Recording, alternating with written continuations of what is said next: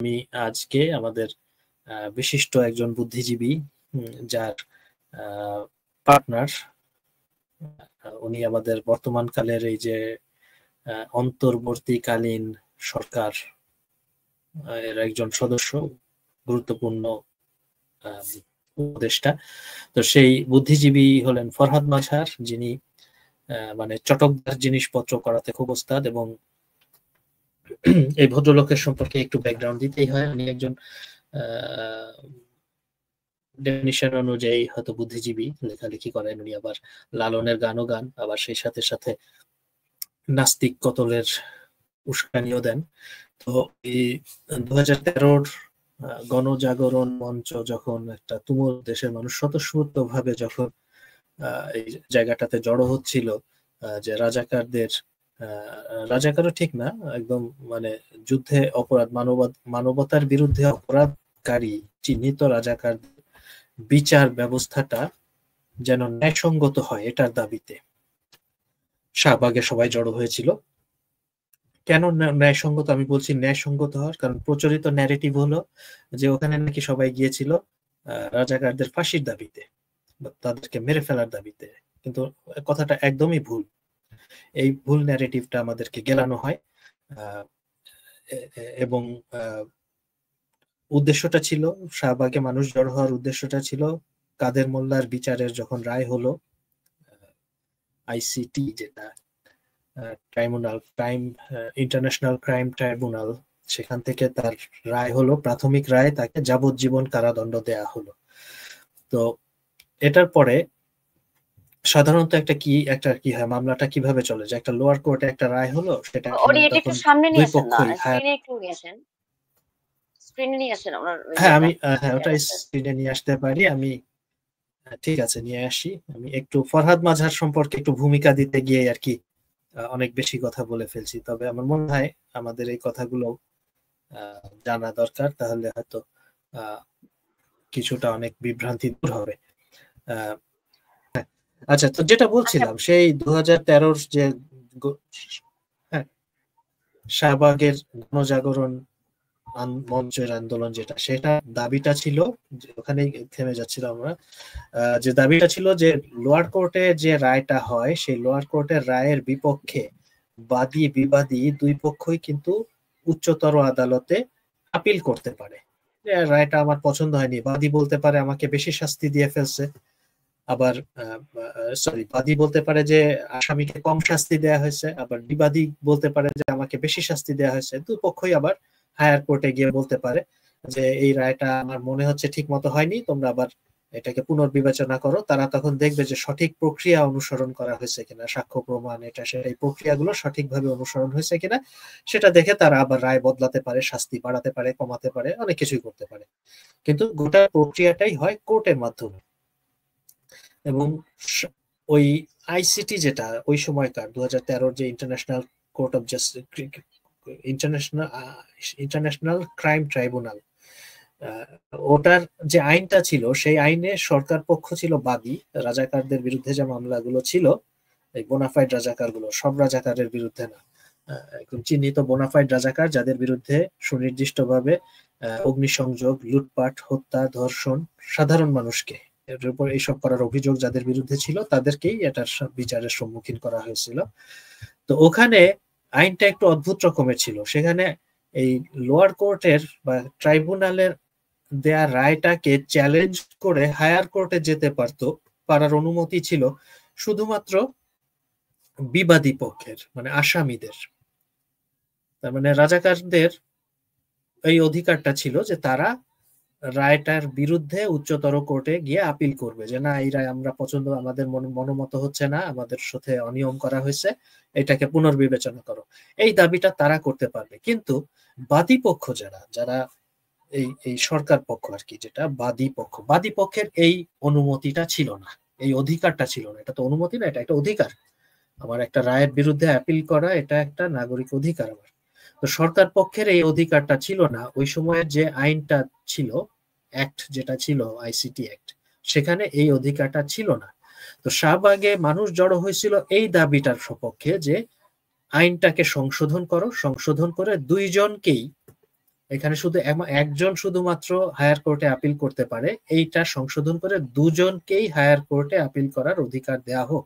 অন্য আর 5টা আইন যেভাবে চলে, মানে আমাদের কোর্টের বাংলাদেশের আইনে, যে দুই পক্ষই হায়ার কোর্টে আপিল করতে পারে, কিন্তু এই আইসিটির একটাতে এটা ছিল না। সেই দাবিটাতেই যত যা আন্দোলন যা কিছু, পরবর্তীতে সরকার সেই আইনটা সংশোধন করে দুই পক্ষকেই হায়ার কোর্টে আপিল করার অনুমোদনটা দেয়, এবং সেই আইনের পক্ষে সংশোধিত আইনের সাহায্যে বা বরাত দিয়ে সরকার পক্ষ উচ্চতর আদালতে মামলা করে, এবং সেখান থেকে যা মামলার রায় যা হবার সেগুলো হয়।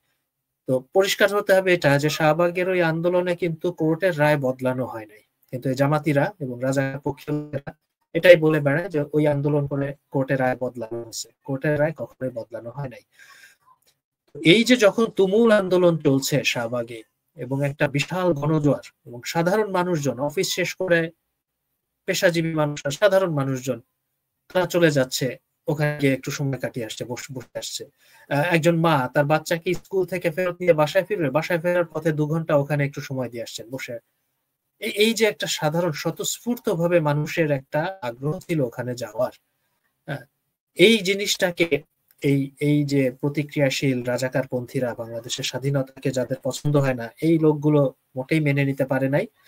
এবং তখন দুজন থিঙ্ক ট্যাঙ্ক অন্য কোনোভাবে এটাকে প্রতিহত করতে না পেরে, তখন দুজন থিঙ্ক ট্যাঙ্কের মাথা থেকে, আমি একজনের কথা বলবো না, জানি না এক্স্যাক্টলি কার মাথা থেকে বের হয়েছে, আমি দুজনকেই সমানভাবে কৃতিত্ব দেই। ঠিক যেমন মাউন্ট এভারেস্ট আরোহণের কৃতিত্ব প্রথমবার তেনজিং এবং হিলারি দুজনকেই দেয়া হয়, কোনো একজনকে না দিয়ে, ঠিক সেরকম এই দুজনের একজন হলো ফরহাদ মাঝহার, আর একজন হলো আমার দেশ পত্রিকার মাহমুদুর রহমান।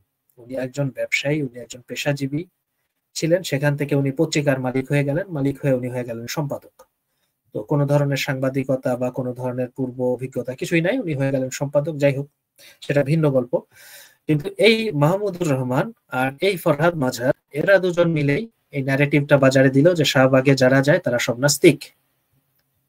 এই যে নাস্তিক আস্তিক ব্যাপারটা, এবং এই যে নাস্তিক যে একটা কতলযোগ্য ব্যাপার, এইসব ব্যাপারগুলো এরা প্রথম সামনে টেনে আনলো ওই সময় 2013-14 ওই সময়টাতে। এর আগে বাংলাদেশে একটা চায়ের দোকানে বসে আপনি হয়তো বললেন না কি আল্লাহ না, এগুলা মানতেছি না আমি, আপনি ম্যাম বললেন, আর একজন হয়তো বললো হ্যাঁ বেটা তুই আল্লাহরের মানুষ না, তুই কত বড় নালায়েক, এইটুকুই, এই গালি বা একটু ধমকা ধমকি, এই পর্যন্তই কথা থাকতো।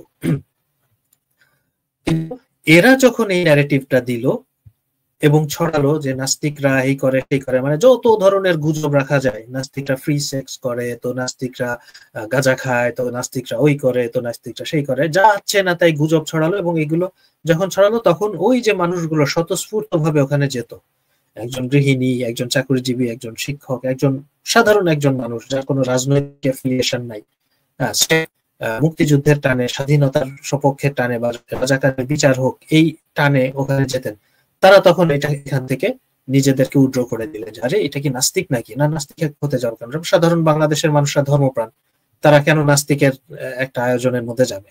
তার মধ্যে আবার বেগম খালেদা জিয়া একদিন একটা পাবলিক মিটিং এ, ওনার বড় একটা মিটিং এ পাবলিক স্টেজ থেকে বলল ওখানে কারা যায়, নাস্তিকেরা যায়, নাস্তিকেরা কি করে, সব গাঁজা খায়, নেশা করে, অমুক করে তমুক করে। এই যে একটা বড় রাজনৈতিক দল থেকেও নাস্তিক সম্পর্কে একটা বিরূপ ধারণা দেওয়া হলো, তখন এইটা বাজারে খুব ভালোই মার্কেট পেল, এবং একদল সরি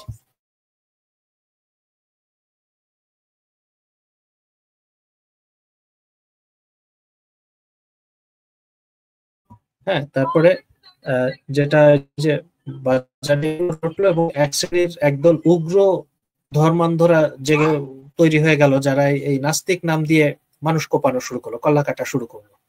তারপরে এই ফরহাদ মাঝহার এবং মাহমুদুর রহমানকে দেখা গেল ঘন ঘন হাটহাজারিতে যাতায়াত করে। কিছুদিনের মধ্যে কি যেন হেফাজতে ইসলাম নামে একটা গ্রুপ তৈরি, কিনা নিজেদেরকে অরাজনৈতিক দাবি করে, কিন্তু তাদের নেতাগুলো সবই দু একটা বাদে বা বেশিরভাগই হচ্ছে বিভিন্ন রাজনৈতিক দলের নেতা। তো তারা একটা হতেই পারে অরাজনৈতিক, তারা ইসলাম খাতরে মেহে, মানে ইসলাম নাকি খুব বিপদে পড়ছে, সেটাকে উদ্ধার করতে হবে, এই হেফাজতে ইসলাম নামের এই গ্রুপটার উত্থান ঘটলো। এবং এই ফরহাদ মাঝহার এবং মাহমুদুর রহমানকে খুব ঘন ঘন ওইদিকে যাতায়াত করতে দেখা যেত। এই শফি হুজুর আরো ওদের সাথে মিটিং শিটিং করতো। তো এই যে একটা ন্যারেটিভ দাঁড় করানো যে বাংলাদেশে ইসলাম বিপন্ন হচ্ছে, বাংলাদেশে নাস্তিকদের বেড়ে গেছে এবং তাদেরকে কতল করা যায়, এগুলো এই দুজনের ব্রেন চাইল্ড, ফরহাদ মাঝহার এবং মাহমুদুর রহমানের। তো এই পাপি লোকটা তিনি নাস্তিক নাস্তিক নিয়ে এত লাফালাফি করেন, ওদিকে আবার উনি লালনের গানও করে বেড়ান, বাসায় বসে ঠুং ঠুং করে খঞ্জরি বাজিয়ে লালনের গান টানও করেন। আবার লুঙ্গি পরে উনি ব্যাপক দেশাত্মবোধের পরিচয় দিয়ে দিয়ে বিভিন্ন জায়গায় ঘুরে টুরে বেড়ান।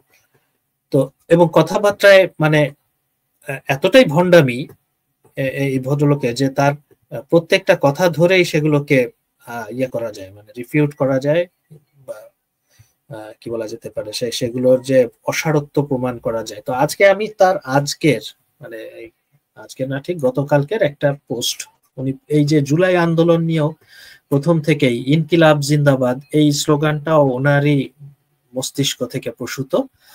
তো ওনার এই তখন থেকে বিভিন্ন রকম ন্যারেটিভ দিয়ে আসছেন। তো লেটেস্ট এনার যে পোস্টটা, আমি একটু এটাকে পড়বো এবং তারপরে সেগুলোর একটু বিশ্লেষণ করব। যে যুক্তরাজ্যে সম্প্রতি ইউনূস সাহেব যুক্তরাজ্য ঘুরে এসছেন এবং সেখানে বিএনপির নেতা ভারপ্রাপ্ত সভাপতি তার সাথে দেখা করেছেন, তারেক রহমানের সাথে দেখা করেছেন। তো এইটার প্রেক্ষিতে ওনার পোস্টটা, বক্তব্যটা এরকম, প্রশ্ন উত্তরের মাধ্যমে খুব রসালো ভঙ্গিতে কিছু একটা লেখার চেষ্টা করেছেন। আমি প্রথমে পড়ি, তারপরে বিশ্লেষণে যাব। প্রশ্ন: প্রধান উপদেষ্টা মোহাম্মদ ইউনূস এবং বিএনপির ভারপ্রাপ্ত চেয়ারম্যান জনাব তারেক রহমানের মধ্যে একান্ত বৈঠক থেকে বাংলাদেশের সাধারণ জনগণ কি বার্তা পেল? প্রশ্ন শেষ। উত্তর হচ্ছে তারা খুবই ভালো বার্তা পেয়েছে। তারা খুবই ভালো বার্তা পেয়েছে। বার্তাটা হচ্ছে জনগণের শুধু ভোটের অধিকার আছে, আর কোনো অধিকার নাই। তাই কবে নির্বাচন হবে সেটাই ছিল আলোচনার একমাত্র ইস্যু। জনগণ শুধু কয়েক বছর পর পর কে তাদেরকে লুটপাট করবে এবং কারা দেশের নয় পরাশক্তির স্বার্থে দেশ পরিচালনা করবে তাদের ভোট দিয়ে নির্বাচিত করে ক্ষমতায় বসাবার অধিকারী। উৎসবের সঙ্গে নির্বাচন আর ভোট দেয়া ছাড়া রাজনৈতিক, আর্থসামাজিক, সাংস্কৃতিক কিংবা অন্য কোনো বিষয়ে নীতি নির্ধারণী সিদ্ধান্ত গ্রহণ এবং তা বাস্তবায়নের কোনো অধিকার জনগণের নাই। ভোটবাদী রাজনৈতিক দলগুলো জনগণকে কি চোখে দেখে তার দ্বারা সেটা বোঝা যায়।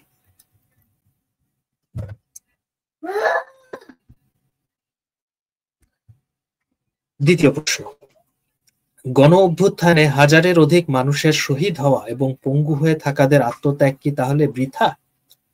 উত্তর: না, বৃথা হবে কেন? লন্ডনের বার্তা হলো ভোটের জন্যই তারা জীবন দিয়েছে। জনগণ ভোট চেয়েছে, ভোট পাবে, ডিসেম্বরে না হলে ফেব্রুয়ারিতে। জয় বাংলা। সার্কাস্টিক করে উনি জয় বাংলা বলছেন। এরপরের প্রশ্ন হলো ফরহাদ মাঝহারের, বিচার বা সংস্কার কি কিছুই কি হবে না? উত্তর: দরকার কি? কারণ নির্বাচন করতে হলে যারা জনগণের উপর গুলি চালিয়েছে তাদেরকেই তো লাগবে। তারা ছাড়া নির্বাচন হবে কিভাবে? নভেম্বরের পর থেকেই আইন শৃঙ্খলা পরিস্থিতির যে অবনতি হবে তার সামাল দেবে কে? আর সংস্কার করলে লুটপাট হবে কিভাবে? কিসের সংস্কার? আচ্ছা, এটা প্রশ্ন। সুষ্ঠু নির্বাচন কি সম্ভব? এখন ওনার আতলামি শুরু হয়েছে। দেখুন, বাংলাদেশের এখন যে অবস্থা তাতে সুষ্ঠু নির্বাচন অসম্ভব ব্যাপার। তাছাড়া সুষ্ঠু নির্বাচন দরকারই বা কি?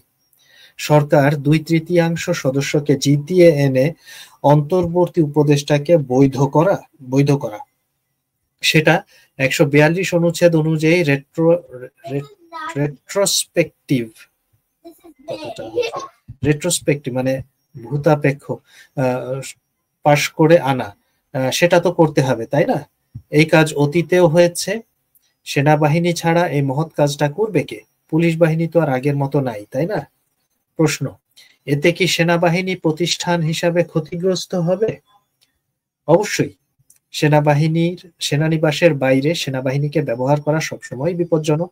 আগামী লুটেরা ও মাফিয়া শ্রেণীর নির্বাচনে টাকা পয়সা ছড়াছড়ি হবে প্রচুর। সেনাবাহিনীকে দুর্নীতি থেকে মুক্ত রাখা কঠিন হবে। দ্বিতীয়ত, সেনাবাহিনীর সঙ্গে জনগণের ব্যবধান বাড়বে। এতে বিশাল আত্মত্যাগের পর কোনো সংস্কার ও বিচার ছাড়া নির্বাচন, মানে এই লেখার মধ্যে এতগুলো বানান ভুল ভদ্রলোকের, আমি বুঝতে পারছি খুব অস্থিরতার মধ্যে উনি লিখছেন এগুলো। বিচার ছাড়া নির্বাচন সমাজে দীর্ঘস্থায়ী। শুনতেছেন? হ্যাঁ, আমি দুপুরবেলা এটা যখন আপনাদেরকে পড়ে শোনাচ্ছিলাম না, তখন আমি আপনাকে বললাম না যে আমাদের সুমাইয়া আপু হচ্ছে কম বানান ভুল করেন, সুমাইয়া আপু হচ্ছে ভালো লিখেন। প্রতিটা লাইনে লাইনে অসংখ্য বানান ভুল। এর চাইতে আমাদের সুমাইয়া আপু অনেক, এটা মানে এত ভুল করে না, যথেষ্ট। সুমাইয়া আপু হচ্ছে ভালো লিখেন, সব বানান ভুল। এটার দুটা ব্যাখ্যা হতে পারে। উনি একজন বিশিষ্ট কথা সাহিত্যিক, আরো কি কি কবিতা টবিতা লেখেন, এত এত কিছু, বিশাল বড় জ্ঞানী, ওনার তো এরকম বানান ভুল হওয়ার কথা না। তো একটা হতে পারে উনি সাংঘাতিক রকম অস্থিরতার মধ্যে আছেন কোনো চাপে বা কোনো কিছুতে, অথবা এটা অন্য কেউ ওনার হয়ে লিখে দিচ্ছেন। উনি মানে ওনার কোনো মানে পোষা বাহিনী আছে বা লেখক বাহিনী, যাদেরকে দিয়ে এরকম নভিশ কাঁচা কাজের অ্যামেচার কিছু লোকজন লিখে দিচ্ছে। রক্তিম কেমন করে যেন সবসময় আমার কথাটাই সে বলে ফেলে। আমিও ঠিক এক্স্যাক্টলি এটাই বলতে চাচ্ছিলাম যে লেখা খেয়ে গাঞ্জা লিখলে যা হয় আর কি। হ্যাঁ, এটাই যে হতে পারে। আমি লেখা সেবন করে গাঞ্জা লিখলে যা হয়, সৌজন্যমূলক ভাষায় বলছিলাম যে খুব অস্থিরতার মধ্যে আছেন উনি। সেই অস্থিরতাটা তৈরির পেছনে কি কারণ তা আর বলতে চাইনি। আচ্ছা, যাই হোক, তো বলছেন যে এর ভোটবাদী রাজনৈতিক দল ছাড়াও প্রধানত বর্তাবে সেনাবাহিনীর ওপর, কারণ ডিসেম্বরে নির্বাচনের দাবি সেনাবাহিনীর তরফ থেকে এসেছে।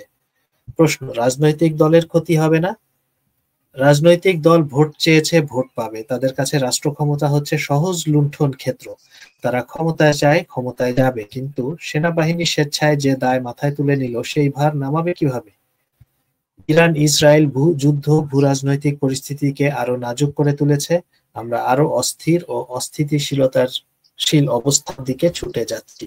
এইটা হলো ওনার বক্তব্য। এখন এই বক্তব্যের মূল যে ন্যারেটিভটা উনি প্রতিষ্ঠা করতে চান, এবং গত কিছুদিনের ওনার ইয়েগুলো দেখলে, পোস্টগুলো দেখলে আপনারা দেখবেন খুব পরিষ্কার একটা মেসেজ পাবেন যে উনি এসব ভোট টোটের ব্যাপারে মোটেই আস্থাশীল না। উনি ভোটটাকে কোনো গণতন্ত্র বলেই মনে করেন না।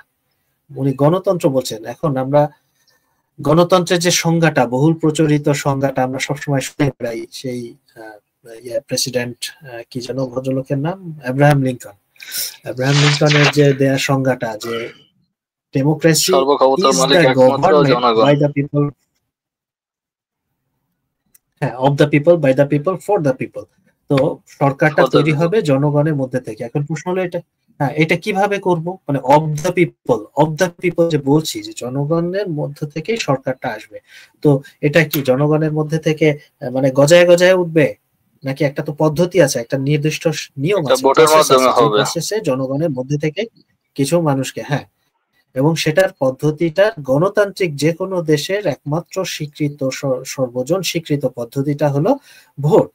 ভোটাভুটির মাধ্যমে মানুষ তার প্রতিনিধি নির্বাচন করবে, জনপ্রতিনিধি নির্বাচন করবে কয়েকজন। আমাদের দেশে 18 কোটি মানুষ সবাই মিলে যদি রাষ্ট্রটা চালাতে যায়, যে আমরা সবাই তো এই দেশের মালিক, তো আমরা সবাই মিলে চালাবো, তাহলে কিন্তু দেশটা চলবে না। তো কি করা যেতে পারে? 18 কোটির মধ্যে থেকে 300 জনকে বাছাই করে নাও। আমাদের দেশের ফর্মুলা অনুযায়ী যে 300 জন প্রতিনিধিকে বাছাই করো, 18 কোটি বা যতজন মানুষ তাদের মধ্যে থেকে সে প্রতিনিধিটা বাছাই করার। তাহলে পদ্ধতিটা কি? ভোটাভুটি। গত 17 বছর ধরে আমরা শুনলাম, গলা ফুটো ফেলে ফেলছে এই ফরহাদ মাঝাররাও সেই একই ন্যারেটিভকে তখন বলে বেড়াইছে যে দেশে ভোট নাই, ভোট চুরি হয়, ভোট রিগিং হয়, ভোটের ব্যাপারটা স্বচ্ছ না, অতএব এই দেশে গণতন্ত্র নাই। এতদিন এই কথা শুনে আসছি এদের মুখেই। এখন পট করে তাদের ন্যারেটিভ উল্টে গেছে। এখন ভোট নাকি গণতন্ত্রটাকে ধ্বংস করা হচ্ছে, ভোট হলে গণতন্ত্রটা নষ্ট হয়ে যাবে। তো এই প্রথম দিকে দেখেন যে তারেক রহমানের সাথে তার বৈঠক হয়েছে, আমরা জানি না কি কথাবার্তা হয়েছে ইউনূস এবং তারেক সাহেবের সাথে, কিন্তু উনি দেখছেন যে ভোট দিয়ে নির্বাচিত করে ক্ষমতায় বসানো, মানুষজনকে বসানো, এই জিনিসটা নিয়েই আলাপ আলোচনা হয়েছে। এবং সেটা হচ্ছে মানে যে কারা দেশটাকে লুটপাট করবে, শুধু কয়েক বছর পর পর কে তাদেরকে লুটপাট করবে এই লোকগুলোকে সিলেক্ট করা, ভোটের মাধ্যমে নির্বাচিত করে। এগুলো উনি কোটেশনের মধ্যে লিখছেন, মানে so called vote, so called নির্বাচিত, তথাকথিত ভোট, তথাকথিত নির্বাচিত, এইগুলো বোঝানোর জন্য উনি কোট অ্যান্ড কোট, কোটও ঠিক না, এর মধ্যে দিয়ে সিঙ্গেল কোটের মধ্যে দিয়ে লিখছেন। তো উনি তার মানে বলতে চাচ্ছেন যে মানুষ ভোট দিয়ে যাদেরকে নির্বাচিত করে তারা হচ্ছে দেশটাকে লুটপাট করার জন্য এবং দেশের নয় পরাশক্তির স্বার্থে, মানে বাইরের মানুষের, বাইরের দেশগুলোর, শক্তিশালী বড় বড় দেশগুলো, তাদের স্বার্থ পূরণ করার জন্য এই মানুষগুলো ওখানে যায়, যাদেরকে আমরা ভোট দিয়ে নির্বাচিত করি। দেখেন এই 2014 কিংবা 2018 কিংবা 2024 এই ইলেকশন গুলো নিয়ে আপনি যত খুশি যা সমালোচনা করেন, ইলেকশন নিয়ে সমালোচনা থাকতে পারে যে ইলেকশনটা ঠিক মতো হয় নাই, সুষ্ঠুভাবে হয় নাই, এটা আপনি বলতে পারেন, কিন্তু এই লোক কিন্তু সেটা বলছে না।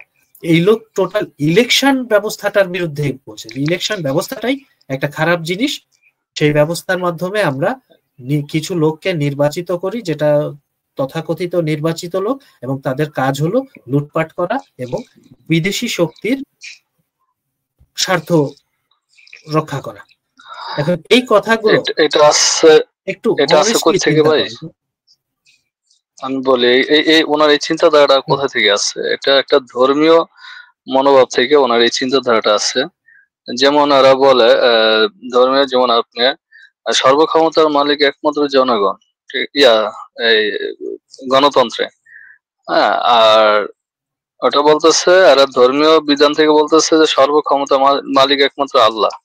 তো যার কারণে যাদের ভিতরে ধর্মীয় মনোভাবটা বিরাজ করে তারা এটা বিরোধিতা করবে এবং এটাকে ঘুরাইয়া পেঁচাইয়া এটাকে কালারিং করা, এই ভোটের বিরুদ্ধে যাওয়া, মানে এটা করবে।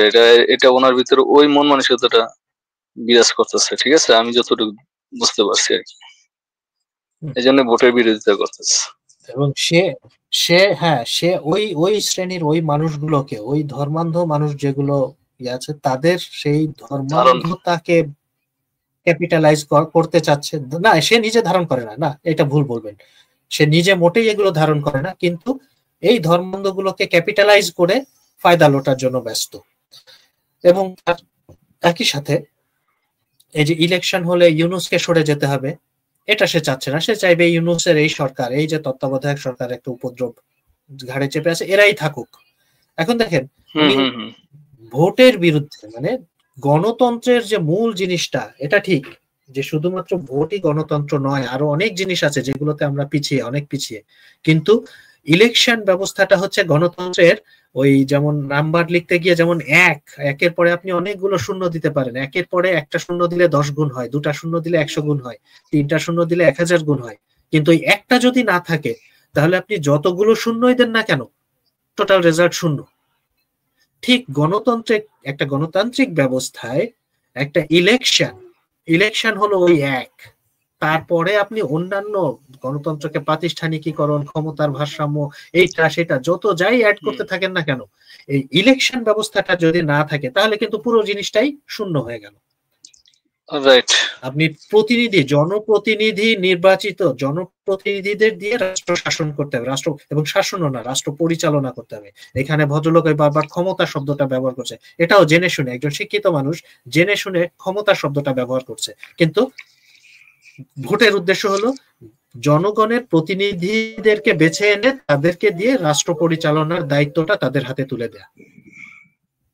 এইটাকে সেই ভোট সিস্টেমটাকেই বলতেছে যে লুটপাটকারীদের। ভাই হ্যাঁ, হতে পারে পদ্ধতির ত্রুটির মাধ্যমে, পদ্ধতির যে প্রয়োগ করা হচ্ছে সেই প্রয়োগের সময় ত্রুটি থাকতে পারে, সেখানে টাকার ক্ষমতা খেলা করে, সেখানে কি জানো পেশি শক্তির একটা প্রভাব থাকে, তার চেয়েও বড় প্রভাব থাকে ধর্মের প্রভাব। এগুলো আমাদের ভোট ব্যবস্থাটাকে প্রভাবিত করে। হ্যাঁ, এগুলোর ফলে আমরা যেরকম একটা সুস্থ জনপ্রতিনিধিদেরকে আমরা দেখতে চাই সেটা হয়তো সবসময় হয়ে ওঠে না। হ্যাঁ, সব ঠিক আছে, কিন্তু তার মানে তো পদ্ধতিটা ভুল না। আপনার একটা অসুখ হলো, উনি এটা বলতে পারতো, আপনি ধরেন ডায়রিয়া, এটা বলতে পারতো যে উনি বলতে পারতো এটা যে আমরা এই গণতন্ত্রের ভিতরে কিছু সংস্কার করা প্রয়োজন, যেটা আমাদের বাংলাদেশে নাই, যেটা সংস্কার করলে যাতে খুব সুন্দরভাবে নির্বাচনটা হয় এবং সুন্দরভাবে একটা গণতন্ত্র প্রতিষ্ঠিত হয়। যেমন আপনার দেখা গেছে যে 10 বছর যেমন আমেরিকা বা উন্নত রাষ্ট্রগুলোতে হাইস্ট 10 বছর পরে আর সেই ক্ষমতা প্রধানমন্ত্রী হইতে পারবে না বা এরকম। তাইলে ওইটা হইলে কি হবে, দলের ভিতরে একটা গণতন্ত্র চর্চা হবে। হ্যাঁ, সেটা উনি বলতে পারতেন, কিন্তু এটা না বলে কি করছে উনি, কিন্তু এটার বিরোধিতা পুরা। মানে এটা কাউকে খুশি করতে চাচ্ছে, মানে কোন ধর্মান্ধ গোষ্ঠীকে খুশি করতে চাচ্ছে আর কি, ঠিক আছে? ধর্মান্ধ গোষ্ঠী কেউ না, ওনার মূল উদ্দেশ্য হলো ইউনুসকে ক্ষমতায় রাখা। এই যে একটা অনির্বাচিত মানে জনপ্রতিনিধি নাই, এদের কোনো অ্যাকাউন্টেবিলিটি নাই। প্রকৃতপক্ষে ওই বিদেশি শক্তির স্বার্থ কিন্তু এইটা, এই যে ইউনুস এবং তার বাহিনী যারা এখন দেশ রাষ্ট্রটাকে দখল করে আছে, এরাই কিন্তু সেটা করতেছে। কারণ এদের কোনো অ্যাকাউন্টেবিলিটি নাই, জনগণের কাছে কোনো জবাবদিহিতা নাই।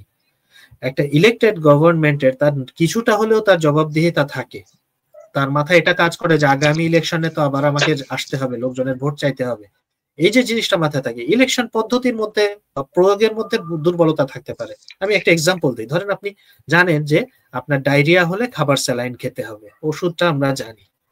এখন সেই খাবার স্যালাইনটা কোনো একটা লট বানানোর সময় ওই খাবার স্যালাইনের ভিতরে ভুল করে বা অসাবধানতা বশত হয়তো যে চিনিটা মেশানো হয় সেই চিনিটার সাথে একটা মানে একটা বিষাক্ত জিনিসও মিশে গেল, ইউরিয়া মিশে গেল, ভুল করে বানানোর সময় মিশে গেল। এখন ওই প্যাকেটের স্যালাইন গুলো যারা খেলো তাদের ডায়রিয়া তো কমলোই না, আরো বেশি হয়ে গেল, তারা আরো বেশি দুর্বল হয়ে গেল। এটা দেখার পরে একজন মানুষ, একটা সুস্থ চিন্তাশীল মানুষ কি বলবে যে নিশ্চয়ই এই ডায়রিয়ার এই প্যাকেটটাতে যে ওর স্যালাইন যে খাওয়াচ্ছি আমরা, এই ওর স্যালাইনের ভিতরে কোনো একটা সমস্যা আছে এই প্যাকেটগুলোতে। কারণ আমরা জানি গত 10, 20, 30, 40 বছর ধরে আমরা জানি যে ওর স্যালাইনের উপরে আর ওষুধ নাই ডায়রিয়ার জন্য, এটা একটা অব্যর্থ ওষুধ। তো তাহলে পরে এতদিনে কাজ করে আসছে, হঠাৎ আজকে এই গত 1 মাস ধরে এই সমস্যাটা কেন হচ্ছে? তাহলে নিশ্চয়ই এই প্যাকেটগুলো যে বানানো হয়েছে এর ভিতরে কোনো সমস্যা আছে। তোমরা ওরসালাইন বানানোর প্রক্রিয়াটা আবার একটু ভালো করে চেক করো, যে কারখানায় সেটা বানানো হয় সেই কারখানাটা হয়তো অনেকদিন ধরে পরিষ্কার করা হয়নি, হ্যাঁ, ভুল করে অন্য জিনিস ঢুকে গেছে, ময়লা ঝয়লা চলে আসছে, এটা সাফ করো, করে তারপরে ওকে সেই ভালো ওরসালাইন খেতে যাও। পদ্ধতিটা এটা হবে। কিন্তু এই ফরহাদ মাজহাররা বলছে যে এই যে দেখো এই ওরসালাইন খেয়ে মানুষ মারা গেছে, অতএব ওরসালাইনই খারাপ, ওটা বাদ দিয়ে পানি পড়া খাও। আপনার ওষুধে ডায়রিয়ার জন্য ওরসালাইন না খেয়ে পানি, যেমন ঠিক সেই জিনিস সে করতেছে ইলেকশনের মাধ্যমে নির্বাচিত জনপ্রতিনিধিদের দিয়ে রাষ্ট্র পরিচালনার বদলে উনি ইউনুসদের মতো বাইরে থেকে নিয়োগপ্রাপ্ত মানুষদেরকে দিয়ে রাষ্ট্র পরিচালনা করাটাকে উনি সমর্থন দিয়ে যাচ্ছেন, বাতাস দিয়ে যাচ্ছেন। এটা কিন্তু এই আলোচনাগুলো এই জন্যই করতেছে, হ্যাঁ, এই আলোচনাগুলো এই জন্যই করতেছে যে যাতে মানুষকে নির্বাচন থেকে মানে নির্বাচন বিমুখ করা যায় বা নির্বাচন থেকে মানুষকে সরানো যায়, দৃষ্টিটা এদিক থেকে ফিরানো যায়। মানে মূলত তাদের উদ্দেশ্য হচ্ছে এটা। আর এটা করতে পারলে তাহলে তারা যে অনির্বাচিত যে সরকার, যে ইউরুস বা এই যারা আছে, তারা যেন আরো 5-10 বছর কাটাই দিতে পারে বা সামনের দিকে আর একটু টাইনে যেতে পারে। এদের মূল উদ্দেশ্য হচ্ছে ওইটা, ঠিক আছে? এই যে ধোঁয়াটা উঠছে না, আরো 5 বছর আপনি থাকেন স্যার, মানে যেখানে ইউনুস যায় কিছু লোক দেখবেন 4-5টা টোকাই ওখান থেকে চিৎকার দিয়ে স্যার আপনি আরো 5 বছর থাকেন স্যার বলে চিৎকার দেয়, আর ইউনুসও তাদের দিকে ফিরে হাত টাত নাড়ায় আর ওই যে মাল্টিপারপাস শফিক ছবি তুলে তুলে লোকজনকে দেখায়। তো এই যে সেইটাকেই কিন্তু সে ইয়ে করতেছে, মানে বাতাস দিচ্ছে সেই পালে। এবং এই কথাটা ভোটবাদী রাজনৈতিক দলগুলো, হ্যাঁ, উনি ভোটবাদী রাজনৈতিক দলগুলো জনগণকে কি চোখে দেখে তার দ্বারা সেটা বোঝা যায়। এখন প্রশ্ন হলো ভোটবাদী রাজনৈতিক দল বলতে উনি কি বোঝান? এমন কোন রাজনৈতিক দল আছে নাকি যে যারা ভোট চায় না? মানে কি বোঝাচ্ছেন? একটা গণতান্ত্রিক পরিবেশে ওনার এই স্বপ্ন পূরণ হবে না, ভোটের জন্যই করবে। ওনার যে স্বপ্নটা বা ওনাদের যে প্ল্যানটা, এটা ড্যামেজ,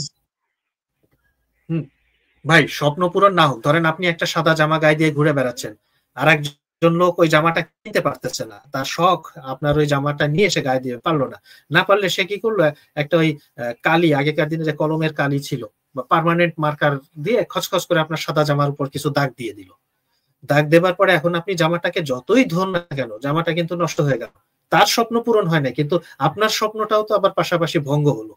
তো এই যে কাজগুলো করতেছে এইসব শয়তান কিসিমের লোকদের স্বপ্ন পূরণ হয় না, এটা ঠিক, কিন্তু এদের কারণে যে দেশটা ক্ষতিগ্রস্ত হয়, দেশটা পিছায় পড়ে, দেশের জনগণের যে মন মানসিকতাটা যে আবার মান্ধাতার আমলে ফিরে যায়, সেটা তো একটা বিরাট ক্ষতিকর জিনিস না?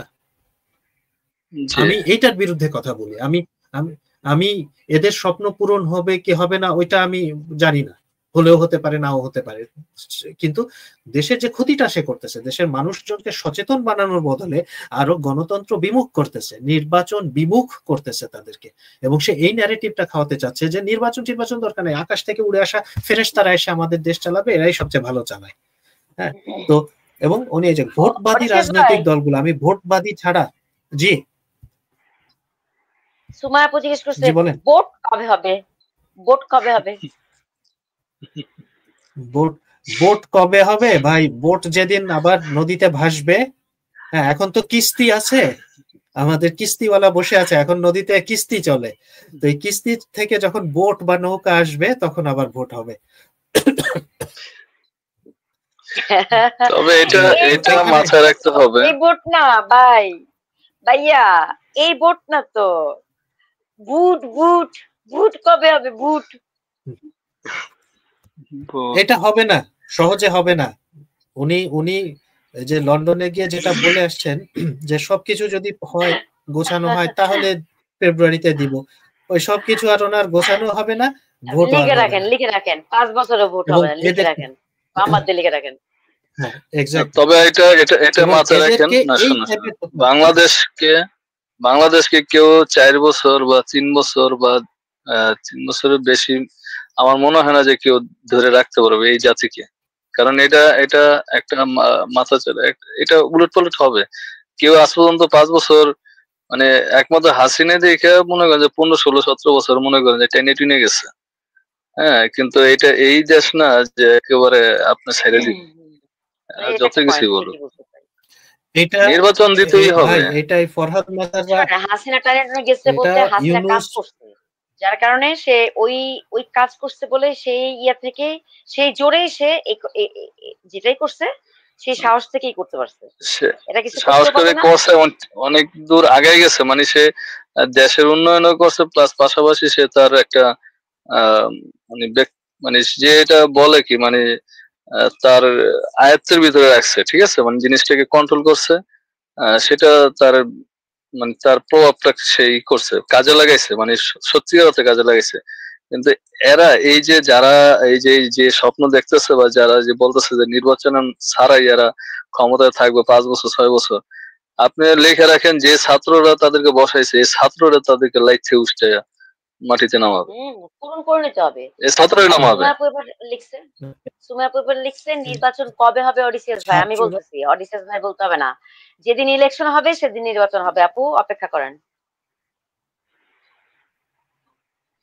এই বাঙালিকে কেউ কি ধরে রাখতে পারছে? তার আগে হবে না, পরেও হবে না, যেদিন আল্লাহর ইচ্ছা হবে সেদিন হবে। আচ্ছা, আমরা আসি আবার এই আলোচনায় আসি, এটাকে শেষের দিকে যাই। তো এই যে ভোটবাদী রাজনৈতিক দলগুলো, বাংলাদেশের বা যে কোনো গণতান্ত্রিক দেশের প্রত্যেকটা রাজনৈতিক দলে কিন্তু ভোটবাদী, আর 2-1টা থাকে যারা হলো জঙ্গিবাদী, সন্ত্রাসবাদী, এরকমও কিছু রাজনৈতিক দল থাকে। তাহলে উনি কিন্তু এখানে ভোটবাদী যারা ভোটে পার্টিসিপেট করে, বিএনপি, আওয়ামী লীগ, জাতীয় পার্টি, জামাত,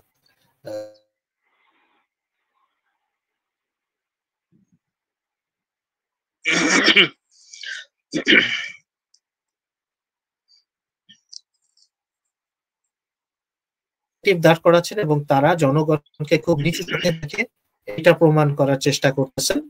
হ্যাঁ, এবং তাহলে এর বাদে আর কারা থাকে?